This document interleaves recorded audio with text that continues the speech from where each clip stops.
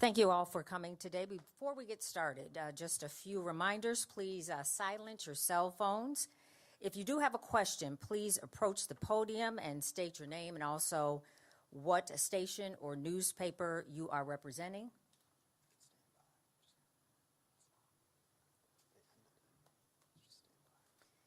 We're standing by, but I will continue with my instructions. Take note, reporters. There are a lot of us in here today, so there will be a 2-question limit, no exceptions. In the meantime, Chief would like to introduce his executive team. Assistant Chief Charles Fitzgerald. Assistant Chief Eric Ewing. Deputy Chief Carrie Sloan, Detective Bureau. Also joining us today, Special Agent in Charge, FBI Detroit Division, Shay Gibson.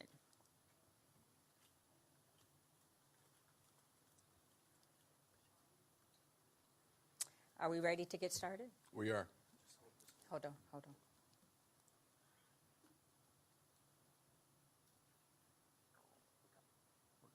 Chief, we're ready. All right. Good afternoon, everyone, and thank you for being here. I want to start by thanking Michigan State Police, the FBI, and all of our partners in this investigation. I also want to thank the hard-working men and women of the Detroit Police Department, specifically the Homicide section. I want to offer my sincere condolences to the family, friends, and loved ones of Samantha Wolf.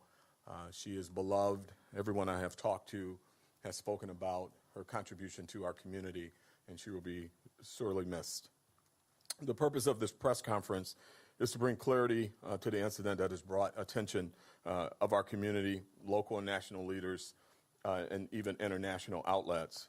I'm going to lay out what we know now. I'm going to bring up the Deputy Chief over our Homicide unit, and then we'll conclude with some comments from the FBI on this case. I hope everyone understands that we're limited in the information that we can share. This is an active investigation, and there will be points where we cannot share information. On the morning of Saturday, October 21st, a 911 call came into our 911 call center, and the call was regarding an incident that occurred at the 1300 block of Joliet Place. It was described as a person laying on the ground unresponsive. Responding emergency units made the location and declared that the victim was dead on scene. Upon investigation, it was determined that that victim was, in fact, Samantha Wolf. While at the scene, police officers observed a trail of blood leading officers to the victim's residence, which is where we believe the crime occurred. An examination of the victim led to the discovery of multiple stab wounds on her body. What we know right now is that the victim, Ms. Wolf, was at an event Friday evening. She left the event at 12:30 a.m. By all accounts, she was not in any discomfort, any distress. She was her normal, positive and pleasant self, as described by some people that we have interviewed. There was no signs of forced entry. Again, there was no signs of forced entry at her residence. We believe that there are no other groups or anyone else at risk in regards to this particular incident. We believe that this incident was not motivated by anti-Semitism and that this suspect acted alone. Again, that is what we know at this time. There are several factors that has led us to this conclusion. We are not in a position to discuss all of them at this point. Obviously, there are parts of the investigation that we cannot get into. Again, it is germane to the closing of this case. There are certain factors that are only shared by the suspect and our investigators. So there are certain key points that we, again, will not be able to discuss. At this time, I'll bring up Deputy Chief Sloan to get into some of the areas that we can discuss with you. Deputy Chief Sloan. Yes, sir. Thank you, Chief. Good afternoon, everybody.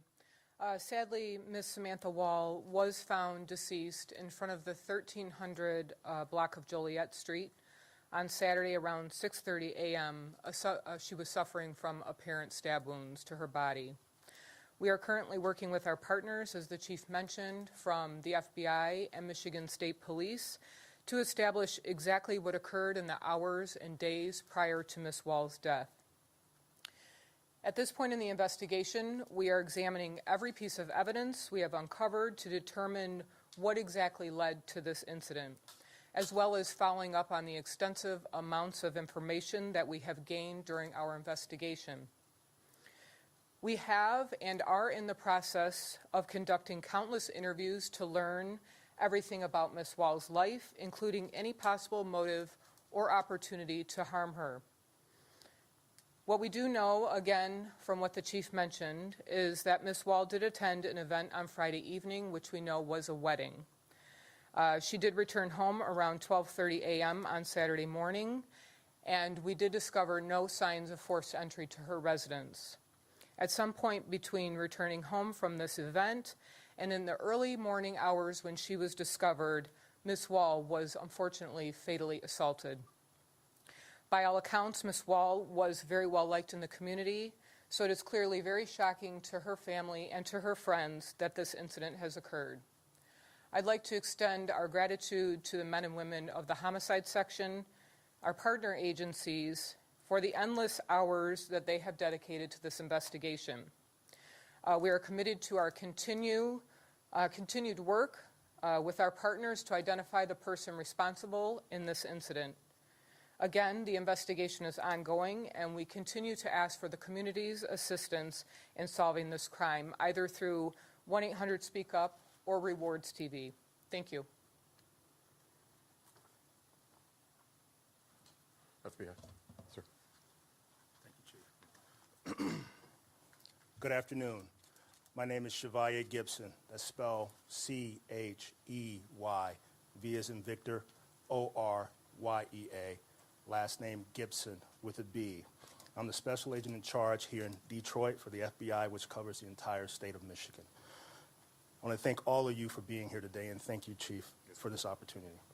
I want to express my sincerest condolences to Mrs. Wall's family, her friends, and the community during this tragic loss. As stated by Chief White, we are providing technical, forensic, and investigative support during this DPD investigation. And I will say, if you have any questions with regard to the investigation or any facts thereof, I'm going to defer to Chief White at this time. And again, thank you guys for being here, and thank you, Chief White.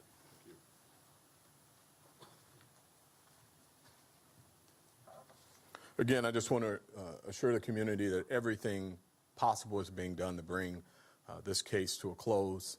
I ask for patience. There's a lot of evidence and information that has to be analyzed. Again, we're very thankful to our partnerships with both the FBI and the Michigan State Police. Access to crime lab activity and things such as that helps move this case along quite quickly. But we want to make sure that we don't rush and that we do everything to make sure that evidence is analyzed, search warrants are got up, and we bring this matter to close with the appropriate person being held accountable for these horrendous actions. With that, I'll take any questions. Hi, Chief Ryan Marshall, representing WWJ News Radio 950 here locally, CBS News, New York, nationally. Even though you did say that there isn't any anti-Semitic motive here, how I would say, how concerned are you that having this happen on Saturday and now you guys coming on Monday, that maybe somebody that hasn't seen this would say, hey, we need to have some sort of retaliation given what's happening with Israel and Hamas? Yeah, I mean, we're always concerned with retaliation on any homicide, and certainly the international situation that we find ourselves in now bring us additional concern. But our goal is to be transparent with the community, be transparent as to where we are, to alleviate concerns that those may have, that others are at risk. Based on what we know today, right now, with the information that we've received and uncovered over the past few hours, and certainly at the onset of this investigation, we are confident with our position where we are right now today. And second question is, given that that isn't the motive, can you speak to anything that could have been involved in why she was killed or murdered, a motive? Can you speak to anything in that regard? Yeah, as I indicated, and we certainly want to alleviate concerns. We certainly want to let others all know that we are actively investigating this and that we have not discovered anyone else to be at risk. But in that, we have to be very, very cautious as to what information we share. There are some very intricate details about this case that, if revealed, could really damage what we're trying to accomplish. There are some facts that are known only to our suspect, so I can't get into causation right now, or what he or she may feel was that, but more to come on that at a later date. Right now, what we want to do is get every bit of information we can clarified, analyzed, the evidence that we have analyzed, so that we can put more information out to the community to help us identify and bring the suspect to justice. Thank you, Chief. Chief White, my name is Alex Brachet from ABC News. Thank you for taking our questions. You've mentioned suspect a couple of times, so I'm just curious. I mean, do you have a suspect or suspects here? So in the process of an investigation, the detectives, they work a number of different theories. We are working through what we have identified are some persons of interest, and we're very confident on the track that we're on. But we're early. We're very, very early in this investigation. And once they're done with that level, each area of the work requires specific investment of time, concentration, and development on its own. And so to answer your question, the short answer is we have a number of people that give us interest. We are just short of calling one of the people a suspect, but we are working to that end, and we will be there. But it just takes time, and again, I'm asking for patience as we work through every aspect of what we're doing. There's a lot of information to be analyzed. Investigators have worked literally nonstop since we received this case. And I'm confident in the hard-working men and women of the Detroit Police Department. They are really, really good at what they do.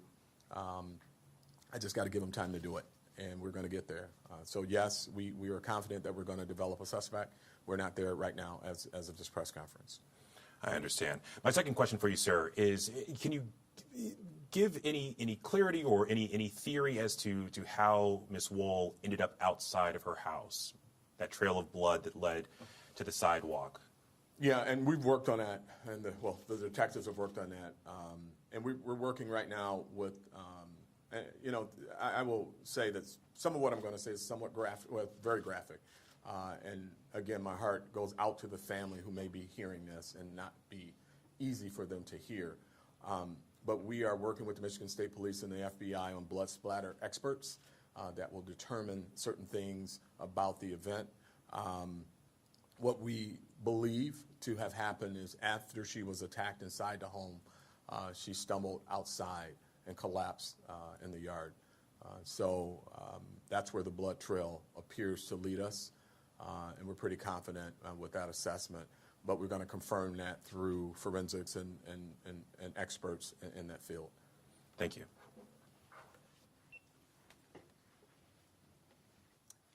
Hi, Chief. Jesse Kirsch with NBC News. Appreciate you doing this. You mentioned that she left a wedding around 12:30 in the morning and she was attacked inside the home. We've heard from sources that she did not have any defensive wounds. Did she leave this wedding alone? Yeah, I can't get into that. And your sources, I'm not going to confirm or deny that at this time. Again, a lot of, what sources don't take into account is how it could damage a case. And so I can't confirm or deny that. That's a very key part of our investigation that we're looking into.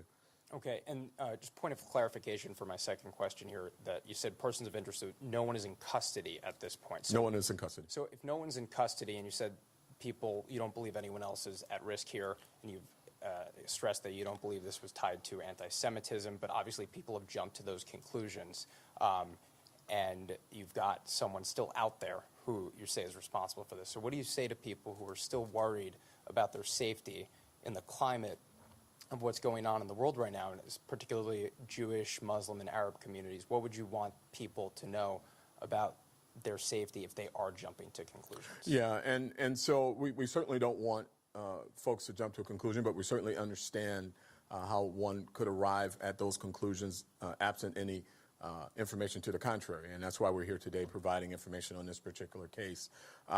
We don't feel, as of this press conference, that there's anything that supports anyone else being at risk as it relates to a hate crime. We certainly know that this is a dangerous person, and this is why we're working tirelessly to identify a suspect and get the right suspect off the street. And once we get that development done, we will immediately push that out to our media partners as well as to our community partners to help us identify and bring this person to justice. Beyond that, we're going to continue to work hard and continue to push out transparent information so that the community is aware. Afternoon, Chief. Malachi Barrett from Bridge, Detroit. Yes, sir. I'm wondering, I mean, it seems as though the cause of death has been pretty well established as stabbing at this point, but I'm wondering if an autopsy has been completed and if you're able to tell us how many times she was stabbed or, anything else about cause of death. Yeah, this is going to sound like a rerun from me, and I apologize. I know you have a job to do, and I hope you appreciate we do too. That number is important for us to keep close. It could be the one piece of evidence that breaks the case open if we're talking to the right suspect that would know that no one else but the police does. So right now we're not going to release that information. And the autopsy, yes, an autopsy was completed. I don't think we have the results yet, do we, DC? We did receive the post, yes. Oh, okay, we do have the post now, but I can't release any information in it. Okay. And I know the timeline is still being put together, but I'm wondering how long she was potentially on the sidewalk or outside her home. Yeah, and and I'm prefacing my comments again. I can only imagine the heartbreak that the family's hearing every time I open my mouth about this case. We're confident that she was there quite a while. We're working through our video assets in the area and a number of other things that we're going through right now with neighbors and all of the digital doorbell systems and things such as that to identify when she was seen last physically outside of the residence and how long she may have been there. And it's a lot to go through. We're doing search warrants on Ring doorbells and things like that right now in the area. And so, but we're confident that she was there quite a while. It kind of leads to my last question. I was curious if I saw that there were Ring doorbell cameras that I'm sure you can use to help identify suspects. I'm also wondering if there were green light cameras in the area. The condo neighborhood itself seems to be pretty self-contained, but has that helped you identify, potential suspects you're looking into, persons of interest? Yeah, so as you know, one of the provisions of the green light is that there's no facing of residential communities. That was a concern early on. I think you may have been part of some of the conversation around that. But as it relates to routes of travel, they could certainly be useful. We just have to get there once we figure all of that out. We'll certainly be looking at green lights and other video systems to see routes of travel. One of the things that's of particular interest to us is when she left the wedding, does a vehicle appear with her in more than one stop, right? So we'll be tracking her entire route digitally that she took from the wedding to see if anyone was following her. And if you see the same vehicle in two different places near her, that would be of a concern and an issue for us. And where was the wedding? We won't do that. Sorry. All right, thank you. Hey, Omar Jimenez, CNN. Thank you for taking the time. I know you. I'm sorry, who are you? Omar Jimenez, CNN. Oh, okay. Thank you for taking the time. I know you said that at this point you haven't seen any indications that this would be any form of anti-Semitism. I guess my further clarification and question is if you don't have a suspect identified and you haven't shared what led up to this killing, what makes you so confident that this isn't? Essentially, have you ruled it out despite not having found it just yet? Well, when we look at the case, there's certain tracks that these types of cases take. When we talk about hate crimes, there are certain tracks that they take, and we have looked at this particular track, and we're confident with the information that we have right now that this is not what we have right now. But this is, a 2-day investigation that is ongoing. But we were very cautious in making that declaration too early. We did a lot of work that gave us the confidence that we have now, that it's not as we stand here right now. We are working, look, we're not ruling out anything. Okay, let me be clear. We're looking at every aspect of this case, and we're going to go where the information and the evidence takes us. And right now, the evidence does not take us there. We do have another working theory that we're looking at, and where the evidence has taken us to, and we're going to exhaust that. And then if we get there and it takes us somewhere else, we're going to exhaust that, and we may be back here having different conversation. But as of this press conference, we are confident with what we've seen and what we are saying. And my other question was, I know you're looking at a variety of a number of people of interest at this point. No one's gotten to that suspect level. Is it your impression, at least among the people of interest that you have, that this is someone that may have been known to her, or are we talking about someone that, may have come in from out of town or whatever it may be? We have not exhausted anyone as a suspect. Anyone. We are confident we're on the right track, but I'm not prepared to tell you the relationship between her and the suspect as of yet. I think it would be irresponsible at this point. We've got to give the investigators more time to detail out their investigation and pull evidence, and we will be back here to update the case. But right now, I think it would be irresponsible for me to say that. Thank you. Hey there, Reuven Fenton with the New York Post. Hello. Hello. Just to continue off what you were just saying, and you said you're not ready to speak about the relationship. I assume you also mean or lack thereof. In other words, is it also possible? You're not saying whether they knew each other or not. Exactly. I'm Okay. not confirming or denying what the investigation has revealed thus far. A minute ago, you spoke about you have a theory you're going with right now. I mean, is there in regards to that theory, in terms of motive?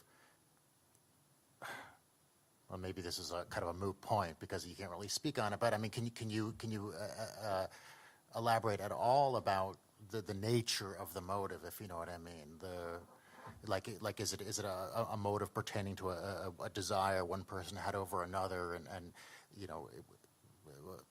I don't know. Is there anything you can say about this working theory? Yeah, and I know where you're going. Yeah.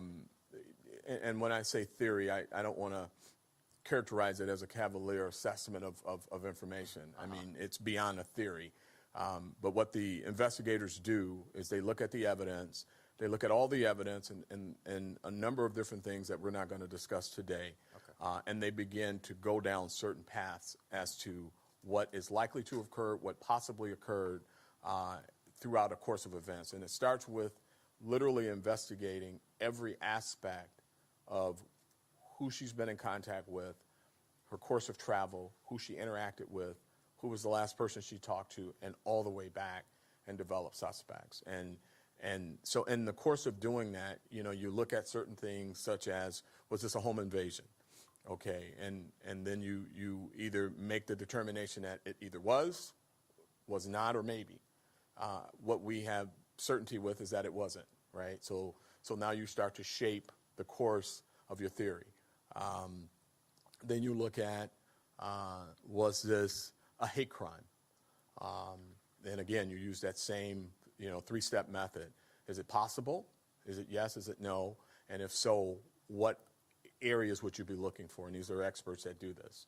And we're confident that we have any indication at this point that that's the case. And then we go down the list of many, many, many things, from relationships to friendships to, you name it.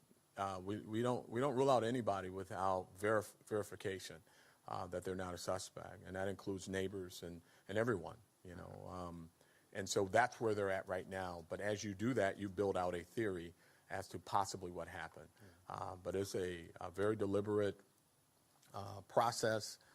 It's not something that's done in a vacuum. These are trained, expert investigators working with the FBI, the Michigan State Police, and our other federal partners to ensure that we look at everything. So that's where we're at. I know where you're trying to get me to go, but as I indicated, I can't get there. And I see from the stripes on your arm, you've been a cop for a long time. I mean, have you ever, in terms of what you've seen over the many years you've been doing this, I mean, how brutal was this, and then the scope of things that you've experienced and you've seen? I mean, have you ever seen anything like this before? Yeah, unfortunately, I've seen similar things. Anytime that you have a loss of life in our community, it's a tragic day for us. And certainly when you hear about her contribution to the community, to society, and the great loss, all the people that she's helped, and literally everyone that I have heard from, and it's been a lot of people, they start the conversation all the same, how wonderful of a person she was. So that's a great loss to our community and to our city. Okay.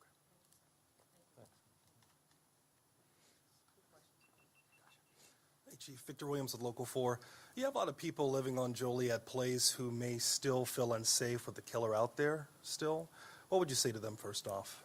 Well, I've said it. I don't feel that they're at risk, but if they saw anything, no matter how small they may think it is, if they saw someone that's not known to the neighborhood, may have been there earlier in the week, if they saw anyone lurking around the area, certainly let us know. Any small moniker of information could be the break we're looking for in this case. Check your video cameras on your home. Share all the information that you have with us. Anything small or large, please make sure you share it with us. And can you at all reveal the location of that wedding at all? I'm sure it'll be out. I'm not going to be the one that gives it. Someone just got married and want to separate the two. The only connection it has is that she was there, and we'll be talking to folks about that in very near future. Gotcha. Thanks. Jeremy Edwards with ABC News. Just wanted to see if you could speak to if she had her cell phone on her, any forms of ID. She had her cell phone with her. I don't know if she had it Cell phone and ID. on the scene. Mm-hmm. Both. Mm-hmm. And the person of interest that you have been working with and talking with, have they been cooperating with the investigation? Well, as I said, we haven't disqualified anybody yet. There are a number of people that we're interested in. We have not zeroed in on one person of interest. We have a number of people that we're talking to. And as I understand it, everybody we've talked to has been somewhat cooperative. We haven't heard that they're uncooperative, let me say that. Thank you. Yeah. Hello, Rebecca Rosenberg with Fox News Digital. So I'm just wondering, you said you're working through multiple suspects. If you don't have a key suspect in mind yet, how are you able to exclude, for instance, a hate crime motive or anti-Semitism? So if I misspoke, what I said was a number of persons of interest. If I called them suspect, I may have misspoke. And as I indicated earlier, there's a process to how we disqualify suspects, how we disqualify persons of interest that the detectives are engaged in. And certainly, as I talked about the steps we go through in identifying any crime, we're confident where we've arrived with this particular crime. We believe that the motivation is very different than a hate crime. It's horrific and it's tragic. And that's the focus of the investigation. But if something leads us down that path again, or if something comes up, we will certainly be engaging our federal partners and looking at that. We're not saying, as we stand here today, that if we were to arrive at a space where that becomes something that we need to look at again, that we wouldn't. We're just saying that as we stand here today, right now, that doesn't appear to be the motivation. And just another question, unrelated question. There was a couple near the crime scene whose car tires were slashed over the weekend. They had left town on Friday, returned Sunday, and it was an older couple, both their driver's side tires were slashed. They said they alerted police on the scene to this. They are actually just had the tires replaced, but nobody came, processed the car for evidence. It was probably 300 feet from the main residence. Have you guys looked into that? Do you think it could be connected? Well, we certainly will look into it. I don't know if it's connected, but we'll certainly look into it. Thank you for Thank that you. information. Thank you all for coming today. All right. Thank you. Is the federal nexus, I'm sorry, is the reason the FBI is involved just to see if it was a hate crime, or is there some other federal nexus involved in this? Well, as you know, our federal partners, as well as the state police, have worked with us on a number of homicides, so this isn't unusual. But certainly having them here on this one, we'll be looking at all of those avenues. But we've worked together and continue to work together on a number of homicides with our federal partners. Thank you all for coming Thanks. today.